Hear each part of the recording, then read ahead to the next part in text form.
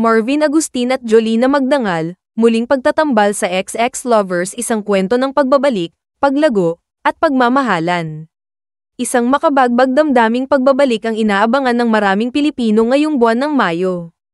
Ang iconic na tambalan ni Marvin Agustin at Jolina Magdangal ay opisyal nang magbabalik sa pelikula sa pamamagitan ng kanilang comeback film na XX Lovers, na ipapalabas sa Netflix simula ika-20 ng Mayo. Ang anunsyo ay ginawa ng Netflix Philippines nitong ika-2 ng Mayo, sa pamamagitan ng isang nostalgic na video kung saan makikitang pumipirma sina Marvin at Jolina sa kanilang mga memorabilia mula sa kasagsagan ng kanilang kasikatan, isang eksenang nagpasaya at nagpaluhan ng mga tagahanga na matagal nang naghihintay ng kanilang muling pagtatambal. Balik tanaw, ang kasaysayan ng tambalang Marvin at Jolina.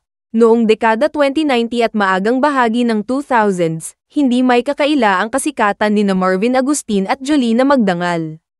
Isa sila sa mga pinakatinatangkilik na love teams sa industriya. Nakilala sila sa mga pelikulang punong-puno ng kilig, kasiyahan, at puso gaya ng Labs Kita, Okay Ka Lang, 1998, at Hey Babe, 1999.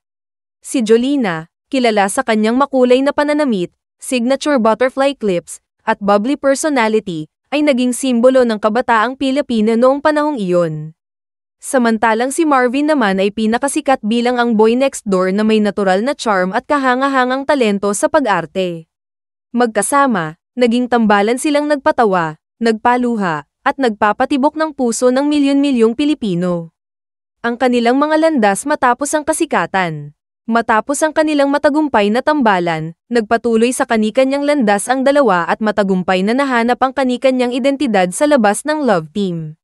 Si Jolina Magdangal ay nanatili sa spotlight bilang isang singer, TV host, actress, at endorser.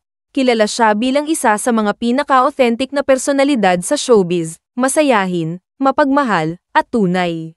Samantala, si Marvin Agustin ay gumpay na pumasok sa mundo ng negosyo, partikular sa culinary industry. Nagtayo siya ng mga restaurants at kinilala bilang isang chef at entrepreneur, habang paminsan-minsan ay bumabalik din sa pag-arte. Sa kabila ng pagtahak nila sa magkaibang direksyon, hindi kailanman nawala ang kanilang pagkakaibigan, at ngayon, ito'y mas matatag pa kaysa dati. XX Lovers, hindi lang basta comeback. Ang XX Lovers ay idinirect ni Tonet J. Dewan at Dan Villegas, sa ilalim ng Project 8 Project, isang patunay na hindi basta-basta ang pelikulang ito. Ayon kina Marvin at Jolina, ito ay isang dream project na matagal na nilang gustong gawin. Nagkakatrabaho kami sa TV paminsan-minsan, pero matagal na kaming hindi nagkasama sa pelikula. Itong genre na may 90s rom-com vibes, masaya, makulit, pero may lalim, yun ang talagang gusto naming ibigay sa mga tao, sabi ni Marvin sa panayam kay Boy Abunda. Dagdag ni Jolina, noon, sobrang kilig na kilig yung mga tao sa amin. Ngayon, gusto naming ibalik yung kasiyahan at kilig na yun, pero mas mature na. Mas malalim na yung pinagsamahan namin, at gusto naming makita yun ng mga tao sa pelikula. Sa inilabas na promo video, makikitang pumirma si Jolina sa isang Jolina doll na galing pa noong 2001. Oy, I miss this. May baterya pa, aniya. Samantalang si Marvin naman ay pumirma sa isang larawan ng kanyang 19 anyos na sarili.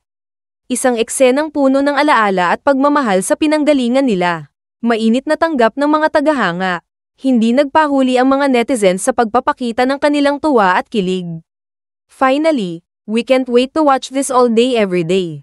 Thank you Netflix. Sigaw ng isang fan. Ang kasab-ikan ng mga tao ay nagpapakita ng lalim ng koneksyon na nabuo ng tambalang Marvin Jolina sa puso ng madla. Ang pagbabalik nila ay hindi lamang tungkol sa kasikatan, ito ay isang selebrasyon ng kanilang pinagsamahan, paglago, at pagbabalik loob sa sining ng pelikula. Isa itong paalala na ang tunay na chemistry ay hindi nawawala.